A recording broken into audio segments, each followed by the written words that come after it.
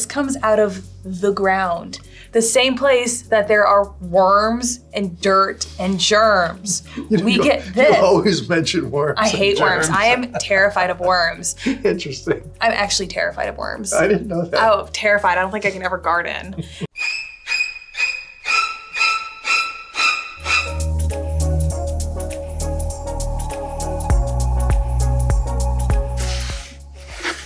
Okay.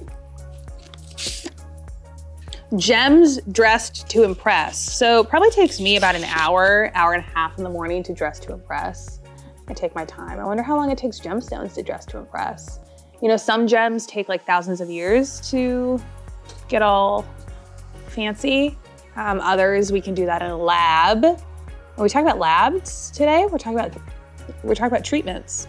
So, oh, that is a star sapphire. Are these sapphires? They look like sapphires. They do look like sapphires. Sri Lankan star sapphire. This is 7 carats. Wowzers. That is 5 carats. They're star sapphires, which means asterism. And if you want to learn more about asterism, check out this video here after you're done with this video here. And don't forget to like, subscribe, and ring the bell on both videos. Sapphire is a member of the corundum family. It is a 9 on the Mohs scale of hardness. Sapphire is colored by titanium. Sapphire is colored by titanium. The base of corundum is Al2O3, so it's 2 molecules of aluminum and 3 molecules of oxygen. Okay, so today I'm not gonna do this alone because life is better. Friends make the world go round. So I'm gonna bring in one of JTV's senior buyers, Jay Boyle, who was one of my bosses here at JTV. And we're gonna talk a little bit about gemstones and treatments and how that influences the price of a stone, the rarity, and why you should be looking out for a treated gemstone to grow your collection. Okay, we're talking about treatments today, and you know things about treatments because I know you've treated stones. And I bought a lot of stones, and you have to differentiate if it's treated or not, how it's treated. That can affect the beauty, the value, the durability. As a buyer, it's an important thing to really understand because it does affect the value in some cases in an extreme degree. Let's talk about the difference between these 2 yellow sapphires and why there is a major color difference between the heated and the unheated. Perhaps you can see one is a very orangey golden color and one is more of a pure light lemon shade of yellow. Yeah. Heat treatment is one of the major of the 3 ways to treat, the 3 major ways to treat gemstones. Heat is one. Right. And radiation is another. Which is, let's explain that for the camera. Well, radiation can be, first of all, heat is high temperature or low temperature, sometimes with chemicals, sometimes without chemicals. There's about 6 different ways that ruby and sapphire are heated. We'll get into that if you'd like. And then there's radiation, which is some gemstones naturally get their color deep within the earth because they've come in contact with radioactive elements within the earth, and that has changed the color centers. Very cool. Blue topaz, that's how blue topaz gets blue. It happens rarely in the earth. Man and science learned how to irradiate blue topaz probably in the 70s. So radiation can be with gamma radiation, linear accelerator, which is also called an electron beam, or neutron radiation. And green diamonds are actually radiated too. Green diamonds, exactly. Some of the tourmalines can change from pink to red by radiation. Okay. And certainly blue topaz, all blue topaz in the world is considered to be radiated, even though, there may be a dozen stones that can be found at any point in time relative to 5 million that are irradiated. And they're done in 3 different ways, as I said, gamma, accelerator, or neutron. Tell us about heat treatment and these yellow sapphires. That influences the price, yes? Yes, it does. Heat treatment is one of the big ones. Okay. And it's primarily for ruby and sapphire, or as we know, corundum, which is a ruby and sapphire. And in this case, these are 2 sapphires from Sri Lanka. Got it. Many sapphires come from Sri Lanka. The lighter color is unheated, meaning that it was formed 600 million years ago to 2 billion years ago in Sri Lanka.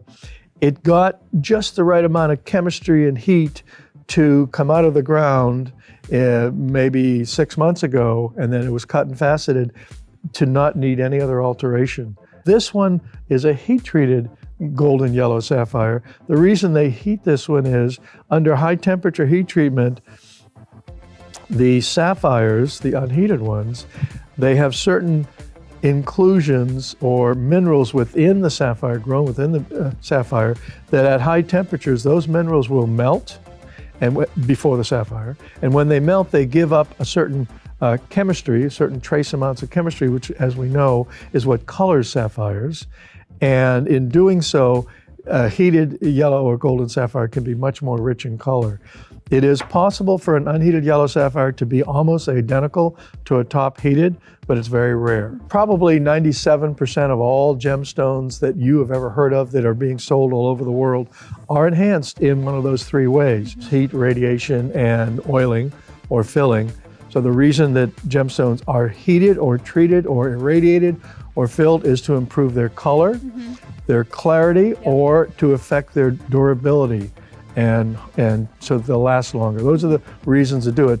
The few gems that are untreated, because there are some sapphires and rubies that are unheated, but they're so rare that there really wouldn't be a jewelry industry, or there would be a jewelry industry that only the billionaires could afford, because those few gems that are untreated would be hundreds of thousands or millions of dollars each. Okay, so tell me a little about these sapphires right here. Yeah. Star sapphires, as you all know, we've talked about this earlier. Star sapphires, asterism. It's basically formed when you have like little inclusions or striation, rutile, and they're in a certain pattern that the light will hit, and then you are able to see a star if it's... Right, the stars are a reflection off of the inclusions of rutile needles. They're like these long threads, and because it's a hexagonal or six-sided crystal, those threads, the inclusions of rutile, orient themselves along into a 60, 90, 120 degree angles. And when it's cut in a cabochon, a rounded top, and with a sharp pinpoint light, which is the sun, or a pen light, then you get a 6-rayed star that you can see there. Very cool. The stars will either come in 6 or 4 rays. Sometimes there's double stars too. There are 12-rayed stars in spinel and sapphire, rarely. There are doubles, just 2-rayed stars in diopside. Which is really cool. And most sapphires are 6-rayed. This one is unheated, so it was formed by Mother Nature this way. It had heavy rutile silk in it. It was cut in cabochon. It forms a sharp 6-rayed star, and that's called asterism. This one, that's cool. Very sharp star as well. This star was diffused into the stone. So this is a sapphire from Africa. Okay, tell us, I'm gonna pause you right here. Tell us diffuse. Okay, give us a quick. Diffuse means a chemical from outside the sapphire under heat, and primarily heat, not really pressure, under high temperature heat, in an atmosphere of titanium, they are able to diffuse or put titanium into the surface area of this sapphire, and it naturally orients itself 60, 90, 120 degrees, and it's a star, but it's only a few millimeters inside the sapphire. So they put a star into it by diffusing titanium into the sapphire. They can also take a star out, put a star in. There's a lot of things can be done with heat treatment. We're just talking about star sapphires now. All right, so we talked about sapphires. Let's pull in another box. And so we guys, just to go over what we talked about heat treatment, we've talked about diffusion, we've talked about sapphires. One of your favorites, your favorites. All right, Tanzanite. Tanzanite. One-hit wonder, a one-source wonder, comes from Tanzania. It typically comes out of the ground kind of like a brownish, greenish color. Yeah, not a very attractive color at all. That is the rough Tanzanite crystal, which kind of has a greenish, brownish, it's trichroic, so it really has green, brown, and rusty red mixed within it. But with some heat. That's right, around 450 degrees centigrade. It magically changes to a beautiful violetish blue color. It's gorgeous. And the Tanzanite must be highly flawless to survive the heat treatment. If it has inclusions, then it will crack and break. But Tanzanite is a type 1 gemstone, meaning it is easy for a Tanzanite as it's formed by Mother Nature to be eye flawless to survive the heat treatment. Now there is some Tanzanite that comes out of the ground already blue, but about 15% of the Tanzanite found is already blue, and about 85% is this kind of ugly brownish green color. It's all heated, so you have to consider heated within the earth, heated after. It doesn't really matter, doesn't affect the value at all. So heat treatment for Tanzanite is completely accepted and doesn't affect the value.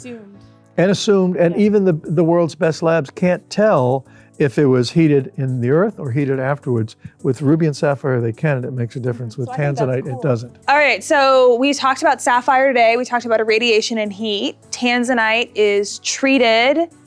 Topaz is irradiated. Emeralds are oiled. Aquamarine is often heat treated as well. Right, and so that's all true. There are some types of heat treatment can make a very big difference in the price. There are other types of heat treatment where it makes little to no difference in the price. Aquamarine is one of them. That's why you jogged my memory. When they heat aquamarine, in the 60s it became fashionable to heat it at low temperatures, and the green went away and it left the blue. It didn't improve the color or the saturation. It just became more less greenish blue, just blue. It doesn't affect the value one way or the other. However, with ruby and sapphire, because 98% of all ruby and sapphire is heated, it can make a big difference in price. Cool. Sometimes 10 times more or 50 times more in the really extreme high-end categories. So we should also mention that treatments are different than man-made stones that are made in a lab. A treatment often happens in a lab, but it is just taking the pre-existing material from Mother Earth and enhancing it.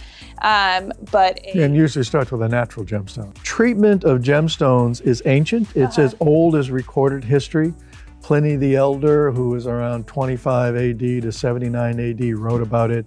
The Garuda Purana is one of the ancient texts from India that people think is either 400 AD or 3000 BC. They don't really know. Talks about the heat treatment of sapphire and ruby. So treatment has been around a long time.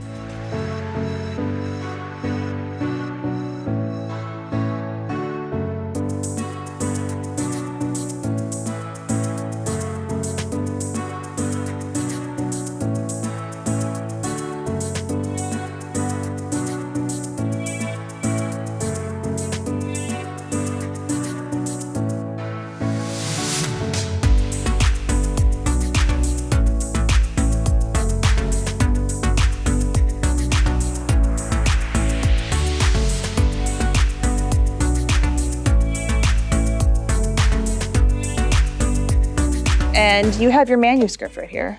Yeah, this is, I printed this out from Jewelry Television's website. Cool, jtv.com. So you go to jtv.com, and then you go to Learning Library on the side, and in Learning Library you'll see gemstone treatments. This is 50 pages, Natalie, which lists every single gemstone and how it's treated, how it, if it affects the value, if it affects the durability, and the rarity. This is the best document, the best source in the whole world for gemstone treatments and enhancements, and it's on our website, jtv.com. All right, we will post that link in the comments section. Thank you to Jay. He is a definite gem that we have here at JTV. And we hope to see you all soon. Happy learning, and let us know anything else you want to see in the future. All right. Great to be here again with you, Natalie. Thanks. Jay, you're going to come back. You know that. Please invite me. I'd love to. You'll be back. All right, everyone. Catch you later. Bye-bye.